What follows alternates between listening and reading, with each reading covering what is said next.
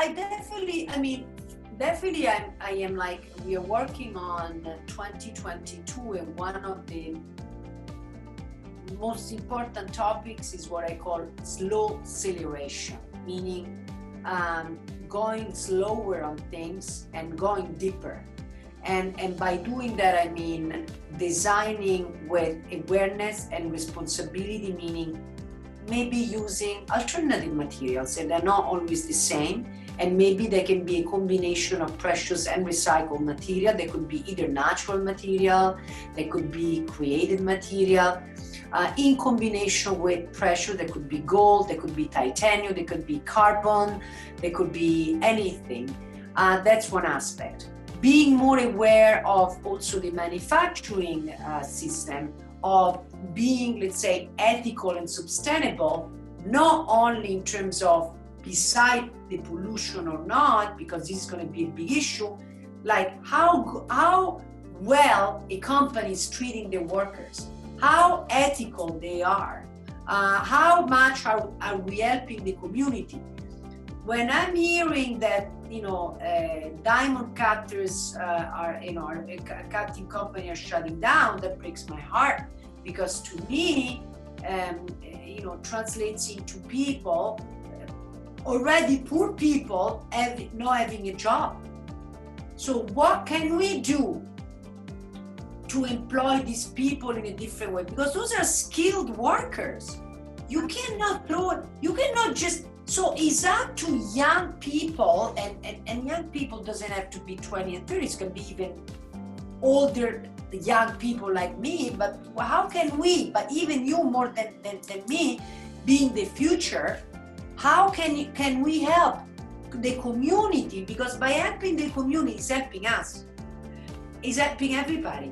And so it's important to be conscious of how we can help our communities, not just doing jewelry for the sake of making jewelry and maybe making money for ourselves, but building something for ourselves and the community, because if the community is wealthy, they will buy more jewelry.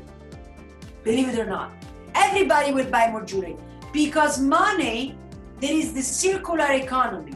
So if people makes money, you will sell more jewelry, and that's it. And it starts from workers, because at the end of the day, that's what it is. So that's to me being responsible fashion. That's to me, it is responsible workers. Of course, save plastic. Of course, but that's banal. At this point, it's banal to only think about a material. So we have to think about how can we recycle diamonds powder? How can we recycle gemstones powder? How can we recycle gold powder? How can we recycle anything?